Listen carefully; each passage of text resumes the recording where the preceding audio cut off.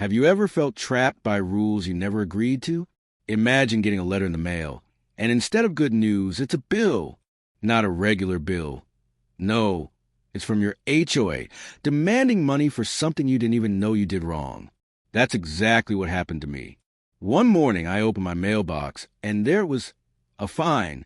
Not $10, not $50, but hundreds of dollars for something so ridiculous. I almost laughed, until I realized they were serious. But here's the thing. I didn't laugh for long, because when I refused to pay, things started to get ugly. At first, I thought it was a mistake. The letter said I had violated community rules. What rules? I had lived there for years. I cut my grass. I parked where I was supposed to. I wasn't throwing wild parties. I wasn't damaging property. I was just living my life. Still, they claimed my mailbox was the wrong color. Yes, you heard that right. A mailbox. And because of that, they slapped me with fines so high it could have paid a week's worth of groceries. I stared at the paper, shaking my head. It felt like a joke. But the bottom line was clear: pay up, or else. Have you ever had that sinking feeling, like you're being bullied by someone with too much power? That was me, standing in my kitchen, holding that letter. And the more I thought about it, the angrier I got, because I realized this wasn't just about a mailbox. This was about control. They wanted me to fall in line, to pay without asking questions, to obey without fighting back. But let me tell you something. I don't back down that easily. At first, I tried being reasonable. I called the HOA office, hoping to clear things up. "Hi, I think there's been a mistake," I said. The woman on the other end didn't even let me finish. She cut me off with that cold, robotic voice I'll never forget. "Sir, if you don't pay, late fees will apply. We'll continue to add charges every month until it's settled." Click. She hung up. I stood there, phone in hand, stunned. No explanation. No kindness. Just threats. And that's when I realized this wasn't a mistake. This was how they operated. I decided to dig deeper. I asked neighbors if they'd ever been fined.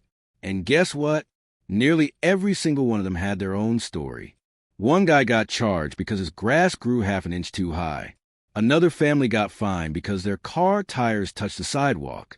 A woman told me she was threatened with foreclosure because she had a small garden gnome that didn't fit the neighborhood aesthetic. It was insane. It was robbery dressed up in official paperwork.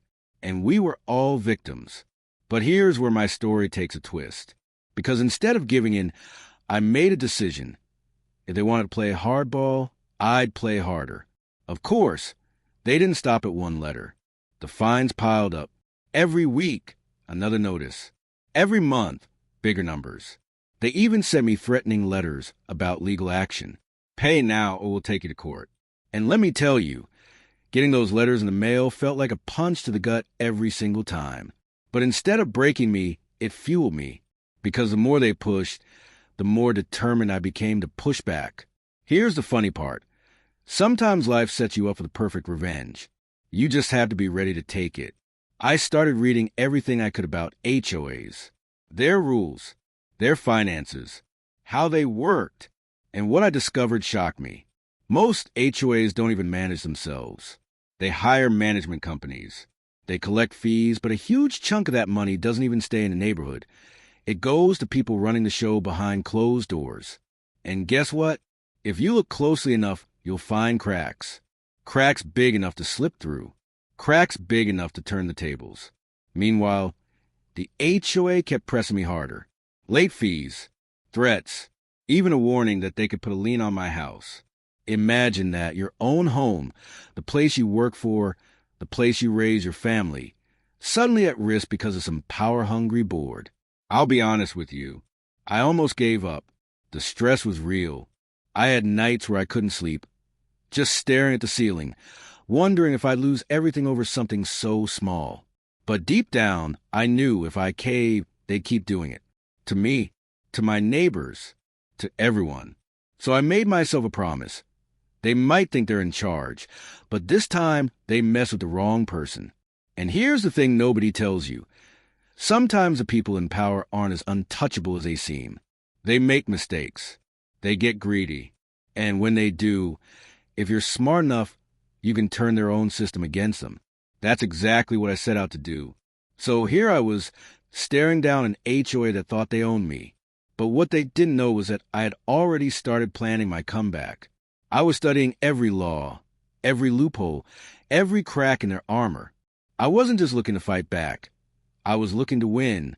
And not just win, but flip the script so hard that they would regret ever sending me that first letter. Because let me tell you, when someone tries to take what's yours, the sweetest victory isn't just saying no. The sweetest victory is making them pay. And that's exactly where the story is headed. If you think the HOA had me trapped, wait until you hear how I turned everything around.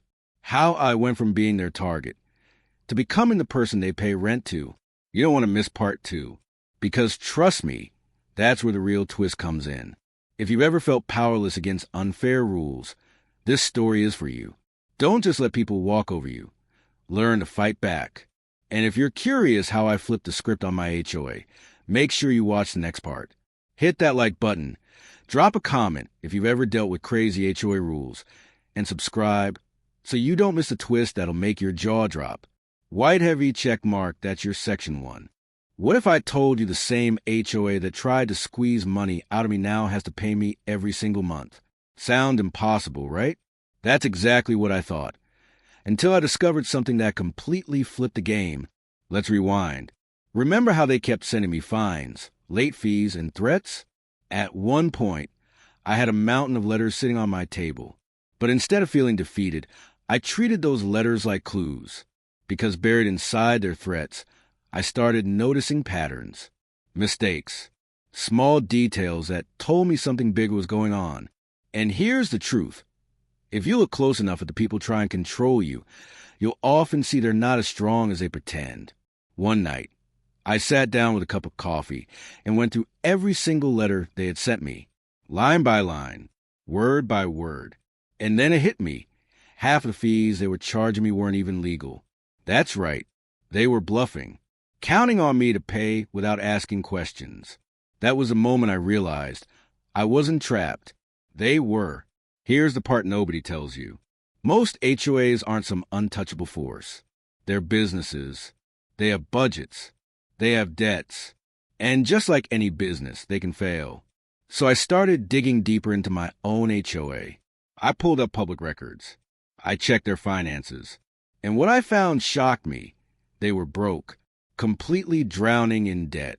They owed money left and right, and their only way of staying afloat was by squeezing homeowners like me for more and more cash. And that's when I had my light bulb moment. If they were broke, that meant they were vulnerable.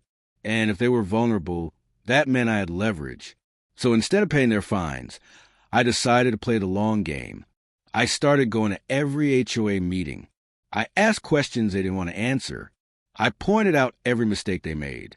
And slowly, I became the voice that other neighbors started listening to. Because here's the truth. Most people are scared of the HOA. But when one person stands up, others realize they don't have to be afraid either. Month by month, I built my case. I learned the laws. I documented everything. And finally, I found the opportunity one was waiting for. A property came up for sale. Not just any property. A unit connected directly to the HOA. The same HOA that had been harassing me. And because they were broke, they had no choice but to rent out to stay alive. Guess who bought it? That's right, me. And here's the beautiful twist. By owning that property, the same HOA that fined me now had to cut me a rent check every single month. Think about that for a second. The same board that threatened to put a lien on my house now had to put money in my pocket. Talk about flipping the script. At first, they tried to fight it. They didn't want me owning that property. They tried to scare me off. But the law was clear. The sale was legal. The rent agreement was binding. They had no choice. So every month when that payment hits, it feels like justice. Sweet, sweet justice. But this isn't just about revenge. This is about power. For years, the HOA controlled me. Controlled my neighbors. Controlled the entire community with fear and intimidation. But the moment I learned their weakness, the moment I stopped being afraid, the power shifted. And here's what I want you to take away. No matter how big or powerful someone seems, they always have a weakness. And if you stay patient, stay smart, and refuse to be bullied, you can find it. Now, people always ask me, how did you do it? How did you go from being fined over a mailbox to owning the property they have to rent from you? The answer is simple, but not easy. I paid attention. I refused to give up. I looked for cracks in the system until I found one wide enough to walk through. And once I saw my chance, I took it. That's the real lesson here. You don't beat unfair systems by playing their game. You beat them by changing the rules. And let me tell you, nothing feels better than watching the same people who once threatened you now write you checks. It's not just about the money. It's about what it represents. Freedom, victory, and proof that bullies, no matter how powerful, can be beaten. Today, every time I cash that rent check, I remember the first fine they ever sent me, the letter about the wrong color mailbox. And I smile, because that letter was supposed to break me.